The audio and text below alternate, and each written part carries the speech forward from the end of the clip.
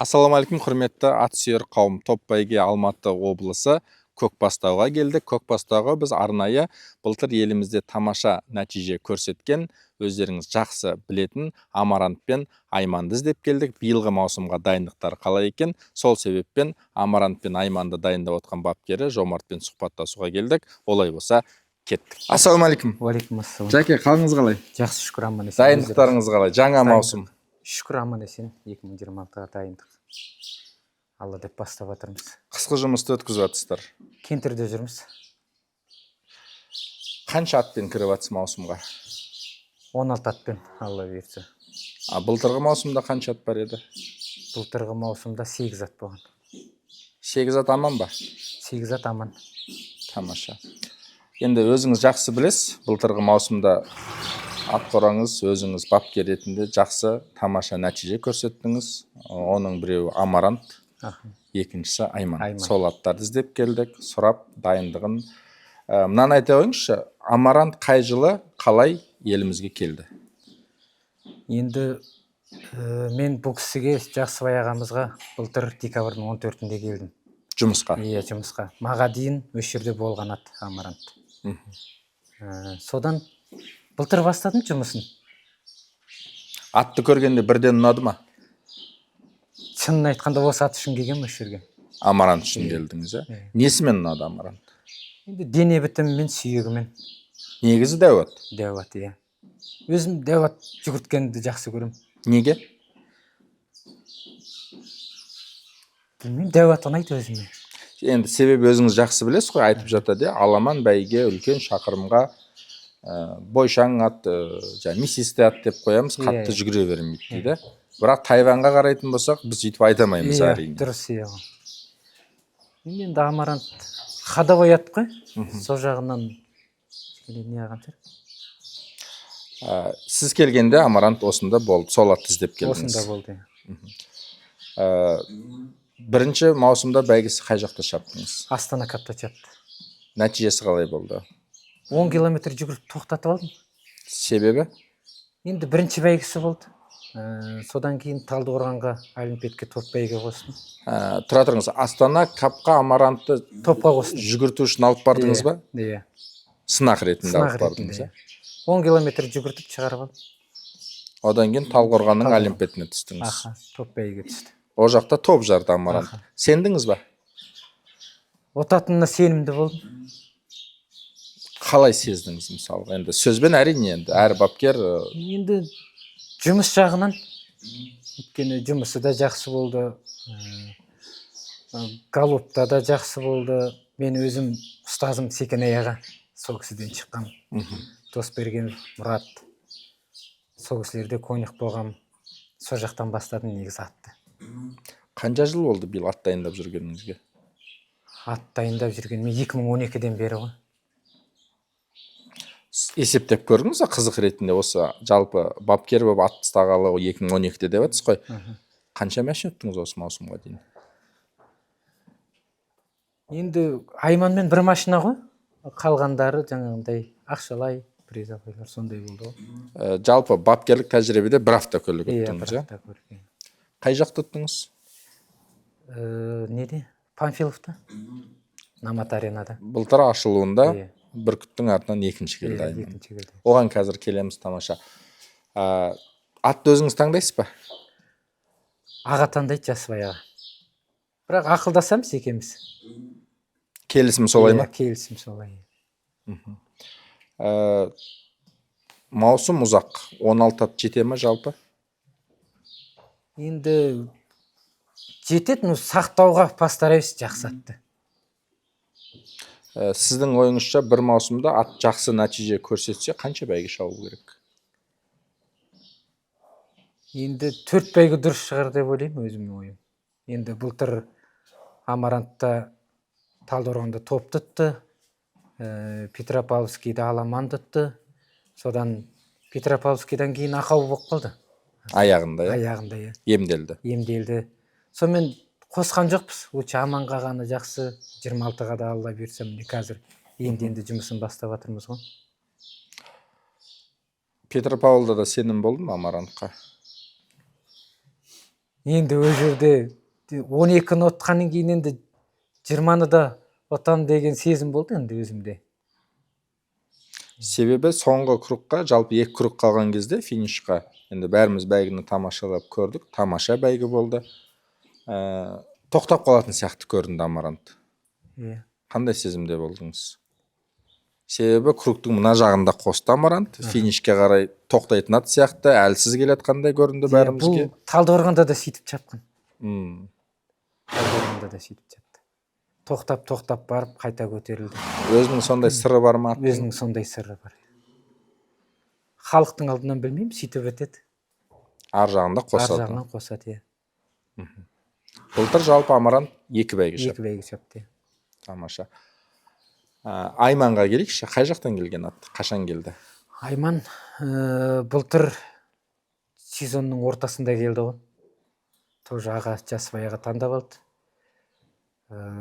Жаңа ұшқыр бәйге шапқан скачкаға. Окста 2 болған. Қай жерде? Неде? Адыгея, шатаспаса. Адыгеяда, иә. Сол жерде 2 болды. Краснодарский край. Иә, сол жерде 2 болды. Өзіңіз таңдадыңыз әлде? Аға таңдады. Несімен сізге ат ұнады? Енді мен аттың қанына көп не қылмаймын, шыны керек. Мән бермейсіз? Иә, мән бермеймін. Мен сүйегіне көп қараймын аттың. Дене бітіміне, сүйегіне. Енді баяғыдан аттасыз ғой, мынаны айтыңызшы. Қазіргі бәйгі мен баяғының бәйгінің айырмашылығы бар ма? Бар. Неде? Қазір енді жылдан жылға дамып жатыр ғой. Қай жағынан? Енді ол жағынан білмеймін, жылда неше түрлі ат келеді ғой. Бірақ мына нәрсені байқайсыз ба? Көп адам өстіп айтады да, жалпы иә, айырмашылық бар. Қазіргі аттар бөлек, қан жоғары деген сияқты, бірақ ат белгілерге қарайтын болсақ, баяғы қандарды іздейді. Енді баяғы қанды аламанға ұзақ дистанцияға іздейтін шығар. Демек, баяғыда аттар мықты болған ба қазірге қарағанда? Білмеймін, маған наоборот қазіргі не мықты сияқты. Жалпы өзіңіз қай тұқымды ұнатасыз? Линия деп айтамыз ғой. Қазіргі аттар мысалға. Мен секе ол жағын, линия жағын мен вообще қан қуа аламаймын. Түсінікті. Түсінікті. Жалпы айырмашылық осыда деп ойлайсыз. Жылдамдықта айырмашылық бар ма? Жылдамдықта бар шығар айырмашылығы. Байқала ма жалпы бәйге кезінде? Баяғы бәйге мен қазіргі бәйгелер. Иә, конечно. Шақыр мәселесіне келейікші, енді үлкен отделение ұстап, ат дайындап отырсыз баяғыдан. 35 шапқан дұрыс па? Негізі дистанция аз болған сайын жаңағы скорость қатты болады ғой. Негізі өзім ойым. Негізі 35 дұрыс деп ойлаймын. 35-ке биылғы маусымға атыстап отырсыз ба? 35-ке, иә. Аңғлар ап бар 35-ке пішпей. Арнайы дайындап ұстап отырсыз 35-ке. Жасыбай аға жылқы бағамыз деп Павлодарға алған аты болатын. Соны аға маған 35-ке 40-қа ат керек деп сол атты осы жерге алдырып алғам. Ұнатып арнайы алдырдыңыз. Тамаша. Айманның бірінші бәйгісі қай жақта болды? Павлодарда шапты. Олимпиад болды. Иә, Олимпиад. Ол жақта 2 болып қалды. 2 болды. Бірінші кім келді? Құралай келді. Екінші бәйгісі? Алматының отборы шатаспасақ, иә? Екінші бәйгісі Алматының отборы ғой. Алматының отборы, иә. Ол жақта да екінші келді. Күреңбелдің артынан екінші келді. Үшінші бәйгісі финалға қостыңыз. Аламанға қостыңыз. Аламанға қостым. 8 ат шапты шатаспасақ, 9 ат шапты. 8 ат шапты ғой. Сенім болды ма? Себебі сол 8-9 ат, 10 шақты ат деп айтайықшы. Өте мықты аттар болды. Оңай ат қосылған жоқ финалға. Енді сезім болды, енді Күреңбелдің артынан келеміз деген ой болды енді. Енді Күреңбелге жете алмаймыз. Оны мойындаймын. Неге? Енді білмеймін, о жағын енді ол айғыр бұл байтал дегендей ғой енді. Енді мен өзім жаңағы қазір неше түрлі витаминдер бар, укол бар. Мен өзім допинг салмаймын. чисто системамен гаммавит витаминдер сондаймен ғана Системадан не саласыз жалпы? системадан стерофудин салам, аминоплазма салам, гаммавит. Оның көмегі қалай әсерін береді атқа, осы сіз айтқан? Енді әр атқа әр қалай береді. Енді амарант пен айманға жақсы действить етеді сол. Аминоплазмасы бар, гаммавит, және стерофудин. Маусымға жоспарыңыз айтыңызшы, мына 26 жыл келе жатыр, Алла нәсіп етсе, биыл қырғыз бауырларымызда көшпенділер өтеді. Алла бұйыртса, барамыз ғой көшпенділерге. Отборлары болады, өту керек. Жалпы сеніп отқан осы 16 аттың ішінде Айман мен Амарант па? Әлде біз білмейтін тағаттарыңыз бар ма? Тағы бір байтал бар, Айша деген. Жаңадан келген байтал тоже. Қай жақтан келді? Россиядан келді тоже, Адигиядан келді. Рұқсат болса аттарды көрейік онда. Хорошо. Жәке мен Амарантты арнайы өтініш жасап далаға алып шықтық. Көрермен көрсін, өзіміз көрейік жарықтан деп. Әрине. Дайындық үстінде қазір Амарант. Дайындық үстінде, иә. Биыл неше жасқа келді? 6 жасқа келді. 6 жасқа келді. Былтыр 2 бәйгіңізді шаптыңыз. Иә, 2 бәйге шапты былтыр. Негізі көп адам Амарант үлкен ат дейді. Мен қазір көріп тұрық жанынан, ондай үлкен ат емес. Я, аса қатты дәу ат емес қой. Негізі Аламанның аты ма? Әлде топтың аты ма? Дистанция таңдамайды сек. Дистанция таңдамай ма? 25-ке де, 15-ке де, 18-ге де чаба береді. Бәлки алдымызда жақсы бәйгелер болса, 31-35-ке де қосасыз ба? Алла нәсіп етсе. 31-ге қосам енді, бұйыртса Алла нәсіп етсе. 35-ті айтамайды енді. Негізі өзі мінезінде тыныш ат па? Алып қашып, ондай жоқ па бәйгеде? Әлде алып қаша ма? Алып қашады. Горячий емес бірақ. Жоқ. Нешеге алынды екен аттың құнын білесіз ба? 2 миллион рубль. 2 миллион рубльға алынған ат, иә? Қомақты қаражатқа алынған ат екен. Бірақ енді Алланың қалауымен өзін ақтап тұр ғой Амаран. Ақтады, иә. Тамаша. Рұқсат болса келесі атты көрейік. Хорошо. Жәке мен Айманды алып шықтық. Былтыр қанша 4 бәйге шаптыңыз? 4 бәйге шапты, иә, былтыр. 4-еуінде де 2 болды ғой. Демек тамаша нәтиже, үлкен бәйгелерде шапты. Үлкен бәйгелерде, иә. Биыл қанша жасқа шығып жатыр Айман? Биыл 4-ке шығып отыр. Былтыр 3 жасар болды ғой. Биыл 4-ке шығып жатыр. Мінез құлқы қалай? Отыратын ат па, әлде горячий ма кішкене? Жоқ, отырғызса отырады бұл. Ходовой ат қой өзі. Мінезі бар енді, характер. Былтырғы маусымда Айманыңыз бар, Амарантыңыз бар. Енді бәріміз білеміз, жақсы нәтиже көрсетті. Сат деген ұсыныс келді ме аттарға? Келді. Айманға. Қанша берді? $50,000 берді. Жаңа Амарантты өзіңіз айттыңыз, шақырым таңдамайтын ат бұл деп. Айманшы? Айман енді 31-35-ке дейін барады. Демек, Амарантта мықтылау болып тұр ғой, сіздің ойыңызша. Бірақ жіңішке жеңіл байтал. Жіңішке жеңіл байтал, иә. Наматта бүркіттің атынан екіншіге Бақтықөлді күттіңіз. Жалпы бәйгені айтасыз ба? Қалай бәйгі болды?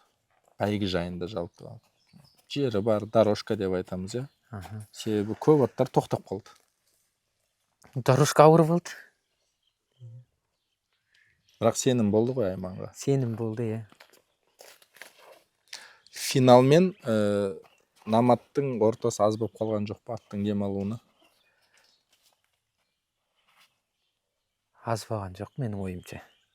Сіздің енді осы тәжірибеңізде жалпы бір бәйгеден келесі бәйгеге дейін қанша уақыт өту керек? Кейбіреулер бар, апта сайын қосады. Мен енді аттың жағдайына қараймын. Амарант енді Талдықорғаннан кейін 1 айдан кейін барып қосылды. Айман енді Амарантқа келсек, бәйге шауып келсе, ол спокойно. Айман бәйге шауып келсе, 15 күннен кейін бұл уже қайтадан мінезін көрсете бастайды. Содан кейін 2 аптада арасын үзіп сөйтіп қосып отырдым. Демек, нагрузканы жақсы көтереді Айман. Иә. Тамаша. Жәке, мына ат жайында айтыңыз. Байтал екен, Байтал бұл да 3-тен 4-ке шығады. Мхм. Күзде келді тоже. Ресейден күзде келді, Былтыр күзде Ресейден. келді. Жеңіл байтал екен. Сол жеңілдігін жалпы сүйек мүшесінен қарап Иә. ұнаттыңыз ба? Иә. Бұны да тоже аға өзі таңдап алды ғой жас баяғы. Мхм. Енді бұйыртса көктемнің бірінші бәйгесінде топ бәйге түседі, алла бұйыртса. Көршілес Ресейден келді. Аха. Тамаша. Бірақ келгелі бәйге шабылған жоқ. Чабылған жоқ. Үлгермедік, чабылмады. Негізі Намат аренаға топқа қосамыз деп алғанбыз бұл байталды. Мхм. Оған үлгере алмадық. Бірақ үмітіңіз бар осы маусымға осы Иә. байталдан. Енді бұны аламанға білмеймін, топтың аты болады деп сөйтіп ойлаймын өзім топқа деп.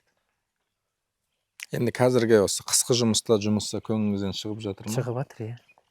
Тамаша. Жәке, мына палтарашка жайында айтып беріңіз. Құнан шығады ғой көктемге. Құнан шығады, бұйыртса көктемге. Амаранттың туған інісі. Шешесі бөлек, әкесі бір ғой, екеуінің Амарант екеуінің. Бұл да Ресейден алып Иә, келдіңіз. Ресейден алып келді. Жұмыс істеліп жатыр тоже. Бұл асықпай майға шабамыз бұйыртса бұмен. Құнан бәйге. Құнан бәйге. Көңіліңізден шығып жатыр ма жұмысы жалпы аттың? Иә, көңілден шығып жатыр. Өз Амарантқа ағасына ұқсайды екен, иә? Ұқсайды. Бұны нешеге алдыңыздар? Бұның бағасын білмедім.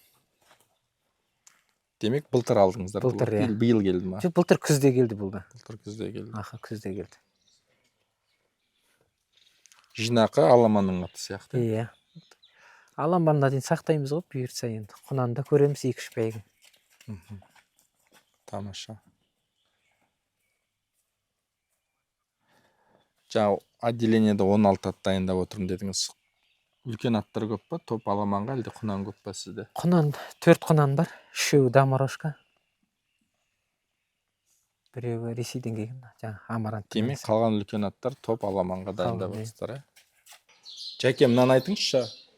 Өздеріңіздің аттарыңыздан бөлек былтыр көзге түскен ұнаған аттарды айтыңызшы. Былтырғы маусымда жалпы. Былтырғы маусымда ұнаған ат Бадик бар. Әділет Ноқатай бауырым дайындайды. Жамбыл бауырымыздікі бар. Күреңбел бар. Сармат бар. Ұнаған аттар. Мхм. Өздеріңіз көршілеріңіз Көкбастаудасыздар. Көп бастауымыз.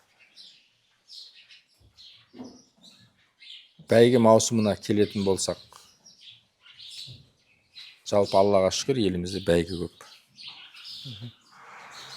Жаңада басында да айтып кеттік, аттар жете ма деген сияқты. Мынаны нақтылап айтып беріңізші көрерменге, ортасында қанша уақыт өту керек? Мысалға, бүгін бір күні шаптыңыз бәйге, келесі атыңыз жақсы болса, бір айдан кейін шаба берсе бола ма, әлде 2 аптада шаба берсе бола ма? Себебі осы көп сұрақ келеді осы шаруаға байланысты. Менің ойымша бір айда шапқан дұрыс деп ойлаймын негізі. Демалтып, иә? Иә, демалтып. Бір айда ат қандай күшті болса да, әлсіз болса да қалпына келіп үлгере ма? Үлгереді бір айда. Оның қарауына, бағуына байланысты, иә? Енді әр аттың несі әрқалай ғой. Біреуі бір айда восстановить етіп үлгереді.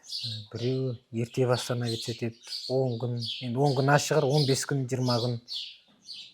Енді Айманды өзім 15 күн дегенде қосып көрдім ғой. Финалдан кейін жаңа Намат аренаға түсті ғой. Тамаша. Әр сұхбатта сұрайтын неміз, бап шаба ма, бақ шаба ма? Екеуі теңдей деп ойлаймын мен. Ниеттің мәселесіне келейікші. Жалпы осы ат ұстайтын аттың иелері ниет қандай болу керек? Ниеті түзу болу керек. Мынандай болды ма сізде, егерде расында ол бар, бәріміз пендеміз. Аттың иесінің ниеті түзу емес, мінезі кішкене қисықтау болып келеді көп жағдайларда, жалпы пендешілікте. Сол кісілердің аттар шаппай болып жатады. Міне бәйге барамыз деген кезде бірдеңе болып қалып жатады. Ат аяғын ауырып алады, бір жерін ұрып алады, тағасы түсіп қалады деген. Бар ғой ондайлар.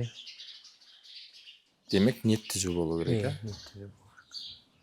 Енді мен өзім істеген жерімде әйтеуір Құдайға шүкір аттарым жүгіріп жатыр әйтеуір. Тимкаға да істедім, ол жерде де аты жүгірді. Высококровный ат болды. Доморожкаларын жүгірттім. Одан кейін Астанада 2 сезон болдым. Ол жақта да әйтеуір тройкада жүрдік қой, ол жерде де. Енді осы Жасыбай ағамызға келіп, осы жерден Амарант пен Айман әйтеуір, Құдайға шүкір. Демек қысына қарамай, суығына, ыстығына қарамай жасап жатқан ұжым мен еңбегіңіз ақталып жатыр. Иә, ақталып жатыр. Тамаша. Жәке, бөлген уақытыңызға рахмет. Біразмаз сұрақтарымызды қойдық. Сіздерге де рахмет. Аттарыңыз бәйгілі болсын. Келесі маусымда аттарыңыз топ жарып, біздің ұжымға сізді құттықтауға Алла нәсіп етсін. Бірге болсын.